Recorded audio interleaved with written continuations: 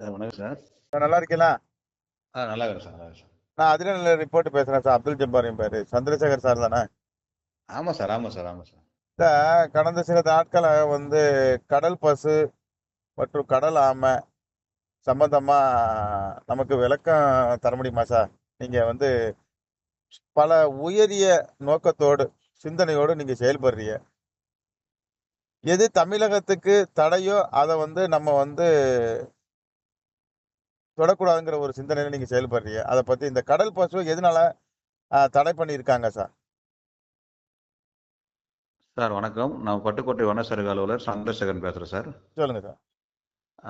இது வந்து தமிழக அரசால் தடை செய்யப்பட்ட கடல் வாழ் உயிரினங்கள்ல இது ம். வந்து கடல் பசு, கடல் குதிரை, டால்பின்கள், பவளப்பாறைகள் போன்ற அரிய வகை கடல் வாழ் உயிரினங்கள்லாம் தடை பண்ணிக்கிறாங்க சார். சரி. இது என்னன்னா, ஒரு காலத்துல இது மக்கள் வேட்டையாடிருந்தாங்க சார். இது ஹண்டிங் பண்ணியிருந்தாங்க. ஓ. ஹண்டிங் பண்ணி இதனுடைய மாமிசத்தை சாப்பிட்டுருந்தாங்க அதை. ஓ. இப்போ உதாரணமா இப்போ லேட்டஸ்டா ஒரு நியூஸ் வருது. ஸ்ரீலங்கால இது மாமிசமா சாப்பிடுறாங்க அத. ஓ. அதனால இதனுடைய எஃபெக்ட் என்னன்னா, உள்ள கடல் வளத்தை நல்லா பெருக்குறது. பாதுகாப்பு நல்லா பண்ணுது. உள்ள கடலினுடைய அந்த கெமிக்கல், அந்த கழிவுகள்லாம் ரொம்ப சுத்தம் பண்ணுது. ஓ. அதனுடைய தன்மைகள் சொல்லப்போனா நெறைய சொல்லலாம் சார் இது. இது ஆக்சுவலா இந்திய பெருங்கடல், பசிபிக் பெருங்கடல் பகுதியில் தான் சார் அதிகமா 30 நாட்ல தான் அந்த கடல் பசையே வாழுது. ம். அந்த தற்போது ஆஸ்திரேலியா, பாரசீக வளைகுடா, செங்கடல், இலங்கை மற்றும் இந்தோனேஷியா ஆகிய நாடுகளை விட இந்தியாவில் தான் சார் இன்னைக்கு அதிகமா இருக்குது. ஓ. அதிகமா இருக்குன்னா மன்னார் வளைகுடா, தமிழ்நாடு, பாக்ஸலா சென்டி தமிழ்நாடு, இந்த மாதிரி ஒரு தீவில் தான் சார் கடல் பசு அதிகமா இருக்குது. ம். இப்ப தமிழகத்துல தஞ்சை, புதுக்கோட்டை, ராமநாதபுரம் மற்றும் தூத்துக்குடி மாவட்டத்துல கடல் பசுங்கள் அதிகமா காணப்படுகின்றன சார். ம்.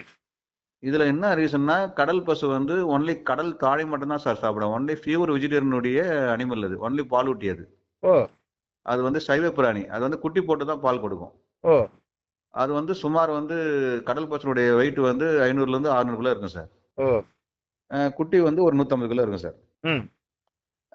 அது ரீசன் என்னன்னா, இந்த மாதிரி கடல் அதாவது அதிகமா அந்த கடல் பொருட்கள்லாம் அதிக அளவில் செழிந்து வளர்கின்றன சார். அந்த கடல் பசுக்கள் உண்ணக்கூடிய கடல் பொருட்கள் ம். அதிக அளவில் செழித்து வளர்கின்றன.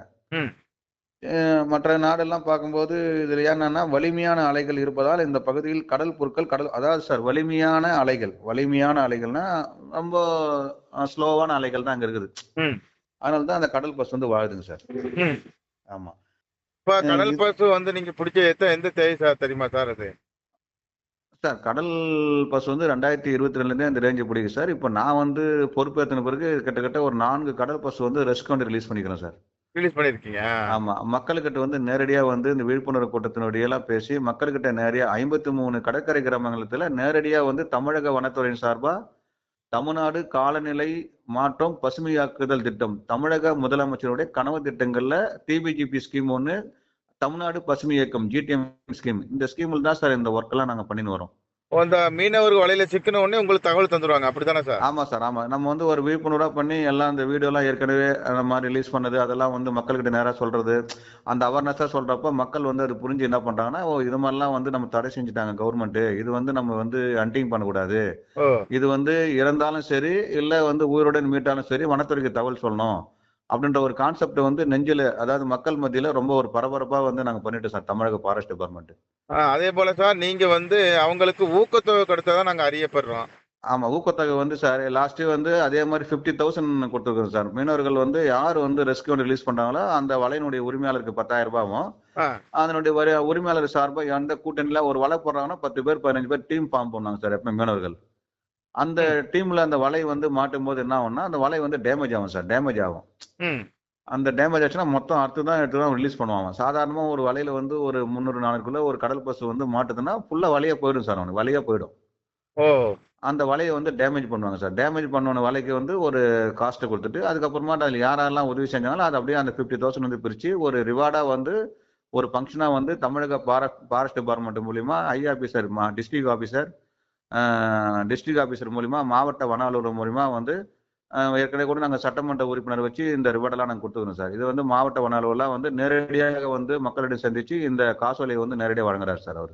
தற்போது பட்டுக்கோட்டை வட்டத்தை சுற்றி வனத்துறை சிறப்பாக செயல்படுவதா நம்ம அறியப்படுறோம் சார். அப்போ வந்து என்னென்ன பறவைகள் தடை செய்யப்பட்டது? சார். என்னென்ன கடல்வாழ் உயிரினங்கள் தடை செய்யப்பட்டது? அத பத்தி சார். கொஞ்சம் சொல்லுங்க சார்.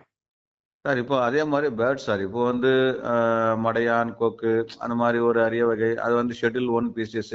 ம். அந்த மாதிரி ஸ்பீசிஸ் எல்லாம் வந்து மக்கள் வந்து ஹண்டிங் வந்து பண்றதா அவங்க வனத்துறைக்கு தகவல் வந்தாலும் இப்போ லேட்டஸ்டா கூட வந்து ஒரு 2 பேர் வந்து பிடிச்சு கூட ஒரு 1 லேக் ஃபைன் பண்ணிக்கிறேன் சார். நிறைய வந்து இந்த வைல்ட் லைஃப் கேஸ் எல்லாம் வந்து நிறைய எங்களுக்கு வந்து மக்களுக்கு தெரியல சார். இதெல்லாம் வந்து இந்த மாதிரி பிடிக்கூடாது, செய்யக்கூடாதுன்றதெல்லாம் தெரியல. அவங்க என்ன பண்றாங்கன்னா, கொக்கு தானே, மடையான் தானே பிடிச்சிடறாங்க. மறுபடியும் அவங்கலாம் சொல்லி இப்ப நிறைய பேர் வந்து வாழ்வாதாரத்துல வந்து கொஞ்சம் இந்த மாதிரி விஷயம்லாம் தெரிஞ்சு நிறைய பேர் வந்து கொஞ்சம் எஃபெக்டே கொஞ்சம் மாறி இருக்கு சார் இந்த ரேஞ்சில. ஓ! இத வந்து பிடிச்சா நீங்க வந்து அவங்க மறைத்து வந்தா அதுக்கு உண்டான தண்டனை எதுவும் இருக்கா சார் அதுல? தண்டனை வந்து சார் வைல்ட் லைஃப் ஆக்ட்ல வந்து சார் ஃபர்ஸ்ட் வந்து ஷெட்யூல் 1 அதாவது அரிய வகை கடல் அதை வந்து இப்போ அனிமல் இப்போ நம்ம கடல் பசோ இதுவோ வந்து சப்போஸ் ஹண்டிங் பண்ணோம் சரி ஒன்லி ரிமாண்ட் தான் சார். 1972 வந்து 7 வருஷம் கடுங்காவல் தண்டனை சார் அவனுக்கு. ஓ! ஆமா, இந்த சரி மாதிரி சார். ஹண்டிங் பண்ணி வேட்டையாட பண்ணானா 7 ஆண்டு கடுங்காவல் தண்டனை. அந்த மாதிரி ஒரு இது சார். ஆனா ஒன்லி வந்து காம்பவுண்டே கிடையாது. இந்த ஷெட்யூல் 1 பீசஸ்க்கு காம்பவுண்டே கிடையாது. ஒன்லி ரிமாண்ட் தான். இந்த கடல் பசு அது எங்க சார் நம்ம பிடிக்கப்பட்டது? எந்த வலையில எந்த மீனவர் வலையில பிடிக்கப்பட்டது?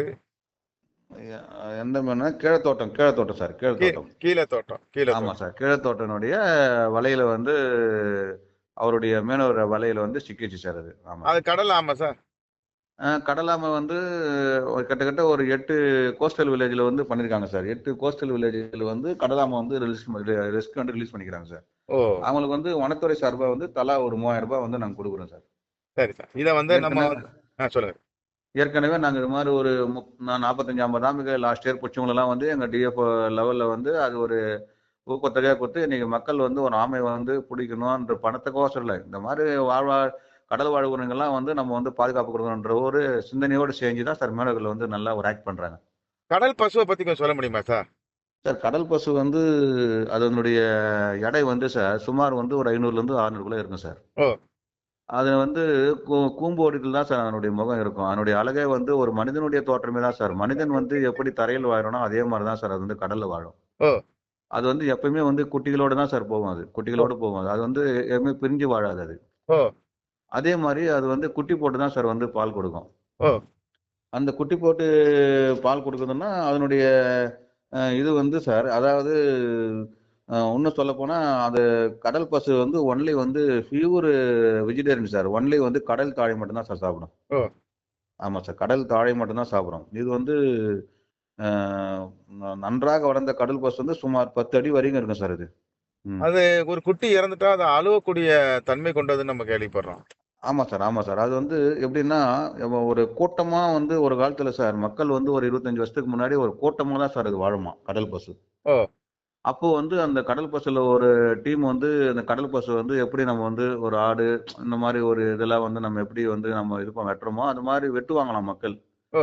வெட்டும்போது அந்த கூட்டத்துல வந்து ஓன்னு அழுவுமாம் சார் அது. அந்த கடல்லயே அழுவுமாம். நம்மளுடைய ஜீவன் வந்து ஒருத்தர் வந்து இந்த மாரி ஹண்டிங் பண்றாங்களே நம்ம அப்படின்னு சொல்லிட்டு மனிதன் எப்படி வந்து ஒரு ஓன்னு ஒரு குரல் அழுவுறானோ, அந்த மாரி கடல் பசு வந்து அழுவுமாம் சார்.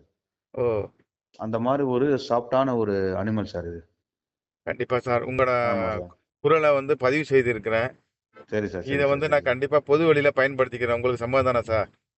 சம்மதம் சார். பண்ணலாம் சார். ஒண்ணும் இல்ல. இது வந்து எங்க தமிழக ஃபாரஸ்ட் டிபார்ட்மெண்ட், தமிழக முதலமைச்சருடைய கனவு திட்டம். பெரிய பெரிய நம்ம ஹை ஆபீசர் சார். அதாவது இதுக்குன்னே வந்து பல ஆங்கிள்ல வந்து மக்களுக்கு வந்து சேவை செய்யணுன்ற ஒரு கொள்கையோடு தான் சார் ஃபாரஸ்ட் டிபார்ட்மெண்ட் வந்து இன்னைக்கு தமிழக வனத்துறை வந்து ரொம்ப சீரு சிறப்புடன் செயல்பட்டு கொண்டு வருகிறது சார். கண்டிப்பா இது வனத்துறை சொல்லுங்க சார். இதனுடைய அலையாத்தி காடுகள்னு ஒண்ணு இருக்கு சார். அலையாத்தி காடுகள்லாம் வந்து அதே மாரி தான் தமிழக முதலமைச்சருடைய கனவு திட்டத்துல தமிழ்நாடு பசுமை இயக்கம் சார். அந்த இயக்கத்துல வந்து கிட்டத்தட்ட அதிராம்பட்டினத்திலிருந்து அதே மாரி பால்மிரா பனை விதைகள்லாம் நட்டு ஷெல்டர் பெல்ட் சவுக்கு செடி நட்டுருக்கோம். சம்பைப்பட்டினத்துல அடைக்கத்தேவன்ல பனை விதைகள் நட்டுருக்கோம். அதே மாரி அதிராம்பரத்துல வந்து ஃபிஷ் பாண்ட் கேனல் அதே மாரி கீழ தோட்டத்துல டீகிரேட் ஏரியா. இந்த மாரி வந்து அலையாத்தி காடுகள்லாம் ஏன் நம்ம வைக்கிறோம் அப்படின்னா, 250, 300 கிலோமீட்டர்ல வர ஒரு புயல வந்து ஒரு தடுக்கிற ஒரு சக்தி வந்து அலையாத்தி செடிக்கு உண்டு சார். ம். இன்னும் சொல்லப்போனா, அந்த அலையாத்தி செடியினுடைய அந்த பகுதியில வந்து மீன் குட்டிகள், அந்த மாரி இறால் குட்டிகள அடை காக்கும் சார் அது. ஓ!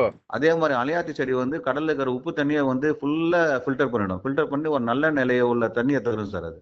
ஓ! புயலும் கட்டுப்படுத்தும், கடல் வாழ் உயிரினங்களுக்கும் உதவி செய்யும். அந்த மாரி ஒரு நல்ல ஒரு ஸ்பீஷீஸ் சார் இது. அதாவது க வந்து அலையாத்தி. கண்டிப்பா சார். ஆமா அவிசானியா, ரைசாபோரா, முக்கர்நேட்டா இந்த மாதிரி ஒரு பீசஸ்லாம் நிறைய இருக்கு சார் இது. சரி இந்த சார். மாதிரி வந்து கடல் தாழை மட்டும்தான் சார் கடல் பசு சாப்பிடும். அது வந்து இன்னும் சொல்ல போனா நிறைய சொல்லலாம் சார். இது வந்து பொதுவா வந்து 1970 தான் சார் அந்த ஆக்ட் வந்து வந்த பிறகு தான் வந்து ஓரளவுக்கு வந்து கண்ட்ரோல் பண்ணி மக்கள் வந்து இதுக்கெல்லாம் ஒரு தண்டனை இருக்குது அப்படின்றது வந்து தெரிஞ்சுதான் ஓ! உடனே வந்து மக்கள் வந்து சிந்திக்க ஆரம்பிச்சிட்டான். இந்த மாதிரி ஓ! நம்ம ஏன் இது மாதிரி தப்பு செய்யணும் ம். அப்படின்றது வாழ்வாதாரத்துல வந்து நம்மளுக்கு இவ்வளவு வனத்துறைலாம் வந்து நேரடியா நம்ம கிட்ட சொல்றாங்களே, ம். நம்ம ஏன் வந்து கடல் வளத்தை நம்ம ஏன் வந்து காப்பாற்றக் கூடாது, ஏன் மீன் வளத்தை வந்து நம்ம பெருக்கக்கூடாது, ம். நம்மளுக்கு அத்தியாவசியமான வாழ்வாதாரத்துல மீன் தொழில் தான் நம்மளுக்கு முக்கியம். அப்போ நம்ம கடல் வளத்துல வந்து உள்ள கடல்ல இருக்கிற ஒரு கடல் வாழ் உயிரினத்தை வந்து நல்லா பாதுகாப்பு கொடுத்தோம்னா நம்மளுக்கும் வந்து மக்களுக்கும் வந்து ஒரு நல்ல ஒரு பயனா தானே இருக்குது அப்படின்றது வந்து மக்கள் வந்து புரிஞ்சுக்கிறாங்க சார். இப்ப மீனவர்களும் வனத்துறையும் இணைந்து பணியாற்றக்கூடிய சூழல் ஏற்படுதுங்கிறீங்க. கண்டிப்பா சார், கண்டிப்பா சார். அதுல எந்த மாற்றம் இல்ல சார். இது கண் வந்து மக்கள் மக்கள் வந்து ஃபுல்லா வந்து கோஆப்பரேட் சார். மக்கள் வந்து நான் கோஆப்பரேட் இல்லைன்னு சொல்ல முடியாது. ஓ! அதே மாரி இந்த அ உலகில் வந்து சார் சுமார் 1,76,000 சதுர கிலோமீட்டர்ல பரப்பளவுல கடல் தாழைகள் கடலில் பரவி உள்ளதாம் சார் ஓ! ஆவரேஜா. ம். அதுல வந்து 1 ஹெக்டேர் அளவிலான கடற்தாழைகள் வந்து ஒரு வருடத்திற்கு 1.2 டன் கிலோகிராம் அளவிற்கு தாதுக்களை கடல் நீரிலிருந்து உறிஞ்சுகின்றன. ஓ! இது சுமார் 200 மனிதர்கள் பயன்படுத்திய கழிவு நீரை அதிகரிப்பதற்கு சுத்திகரிப்பதற்கு சமம் சார் இது. ம். அதாவது ஒரு ஹெக்டேர் அளவிலான கடல் தாழைகள் ஒரு வருடத்திற்கு 1.2 கிலோகிராம் அளவிற்கு தாதுக்களை கடல் நீரிலிருந்து உறிஞ்சுகின்றன சார். ம். ம். இது சுமார் 200 மனிதர்கள் பயன்படுத்திய கழிவு நீரை சுத்திகரிப்பதற்கு சமன்றாங்க சார். ஓ! ஆமா சார். இந்த மாரிலாம் நெறைய நம்ம நினைக்கிறோம் சார். பொதுவா வந்து எல்லாமே வந்து ஒரு ஆக்டிவா பண்ணும்போது, நம்மளுடைய கடல் வாழ் உயிரினங்களுடைய எவ்வளவு உள்ள வாழுதோ, அவ்வளவு மனிதனுக்கு வந்து வரும் சந்ததிகளுக்கெல்லாம் வந்து ஒரு பெரிய ஒரு அச்சீவ்மெண்ட் சார் இது. அப்ப நம்ம எல்லாமே பொல்யூஷன் ஆகட்டும், எல்லாமே சார். அதாவது எவ்வளவு கடல் வாழ் உயிரினங்கள் வந்து உள்ள நம்மளுக்கு வாழுதோ, அந்த அளவுக்கு மனிதன் வந்து வாழ்வான் சார். ஓ! ஆமா. அதனுடைய வெப்பம், அதனுடைய இதெல்லாம் வந்து கம்ப்ளீட்டா வந்து ஃபில்டர் பண்ணும் சார் அது. அந்த அளவுக்கு ஒரு சக்தி உள்ள ஒரு இது சார் அது. ஒரு ஒரு ஜீவனுக்கும் ஒரு ஒரு சக்தி இருக்கு சார். நம்ம கேள்விகளுக்கு அருமையான முறையில விளக்கம் அளித்து, அந்த சார், கடல் வாழ் உயிரினங்களை பற்றியும், எது எது சார், தமிழக அரசால் தடை செய்யப்பட்ட பட்டவை பற்றியும் சார், அருமையாகவும், தெளிவாகவும் விளக்கம் அளிச்சிருக்கீங்க. இத சார், வந்து சார், பொதுமக்களுடைய பார்வைக்கு சார், கண்டிப்பா கொண்டு செல்றோம். சார். ஆ உங்களுடைய ஆ பணி சிறக்க நம்ம எல்லாம் வல்ல இறைவனிடம் பிரார்த்திக்கிறோம். ரொம்ப நன்றி சார். அதே அனைத்து மாரி சார், சொல்லுங்க. சார். அதே சொல்லுங்க. மாரி இன்னொன்னு உண்டு சார். எல்லா இடத்துலயுமே வந்து நெறைய எங்களுக்கு ஒரு ப்ராப்ளம் வந்து குரங்கு சார். ஓ! இந்த குரங்கு என்ன பண்றதுன்னா, மக்கள் வந்து அதுக்கு வந்து ஏன்னா காட்டிலேயே இருந்துச்சு சார். அது பழகிச்சு, வெளிலயே பழகிச்சு. மக்கள் வந்து என்ன பண்றாங்கன்னா, அது உள்ள வரும்போது அதுக்கு வந்து சாப்பாடு போடுறது, அது வந்து குரங்கே வந்து மனிதன வளர்த்துட்டான். ஆ.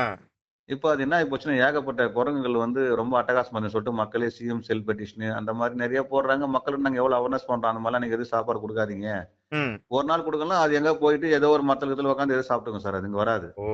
அதனால குரங்கு பத்தியும் சார் கொஞ்சம் அலர்ட்டா கொஞ்சம் பண்ணுங்க சார் இது. ஏன்னா, இந்த ஆ. மாரி மக்கள் வந்து இந்த மாரி நேரடியா வந்து இந்த மாரிலாம் குரங்குக்கெல்லாம் பூஸ்ட் பண்றதுனால தான் இவ்வளோ குரங்குங்கலாம் இருக்குது. ம். இதனால மக்களுக்கு இது ஒரு பெரித ஒரு ஆபத்தா இருக்குதுன்ற மாரி கொஞ்சம் சைடுல கொஞ்சம் சொல்லுங்க சார். வேற ஓ! ஒண்ணும் குரங்கு வந்தா அந்த உணவு அளிக்கக்கூடாதுங்கிறிய. உணவு அழிக்கக்கூடாதுன்னு சொல்ல வரல சார். ரொம்ப அதிகமா பழகிடுறாங்க. ஏதோ ஓ! வந்துச்சுனாக்கா அது எல்லாம் இவங்க அங்க சாப்பாடு போடுறது, இவங்க குக்குர வரைக்கும் போடுறாங்க சார் இன்னைக்கு. ஓ! அப்ப என்ன பண்றதுன்னா, மறுநாள் அதுக்கு சாப்பாடு யாரும் போடலன்னா, உடனே மக்கள் எடுத்துன்னு போற ஒரு கவர் வந்து பிடுங்குறது, ஆ. வீட்டுக்குள்ள நுழைஞ்சு போய் உள்ள போய் சாப்பிடுறது, இந்த மாரி அராஜகம்லாம் பண்ணுது. ஓ! இன்னும் சொல்லப்போனா, பசங்க ஸ்கூல் போனா அவங்கள போய் கடிக்கிறது, இந்த மாரிலாம் வந்து ஏகப்பட்ட ஒரு விளைவுகள் வந்து ஏற்படுது சார் அது. கண்டிப்பா சார். அது உங்களுடைய மக்களும் விளக்கத்த. வந்து மக்களும் வந்து நல்லா சிந்திச்சு, இது கொஞ்சம் நல்ல ஒரு அவேர்னஸா மக்கள் வந்து எங்களுக்கு கோஆப்பரேட் பண்ணணும் சார் இது. கண்டிப்பா சார். இது உங்களுடைய சார் வந்து சீரிய முறையில சிறப்பா வந்து எனக்கு பணிய சிறக்கத்துக்கு சொல்றதுக்கு ஒரு காரணமும் வந்து, இதுவும் சார் வந்து கோஆர்டினேட் பண்ணி இது நல்லா ஒரு பெரிய அவேர்னஸா கொண்டு போயிட்டோம்னா, மக்கள் வந்து இத ரொம்ப சிந்திப்பாங்க சார். சார் கண்டிப்பா. வந்து இது தமிழக ஃபாரஸ்ட் டிபார்ட்மென்ட்க்கு ரொம்ப உதவி செய்யணும்னு சொல்லிட்டு நான் தமிழக வனத்துறை, திருச்சி வனமண்டலம், தஞ்சாவூர் வனக்கோட்டம், மாவட்ட வன அலுவலர்களுடைய அறிவுரையின்படியும், ஆலோசனையின்படியும், பட்டுக்கோட்டை வனச்சரகத்தின் சார்பாக நான் கேட்டுக்கொள்கிறேன் சார். நன்றி சார்.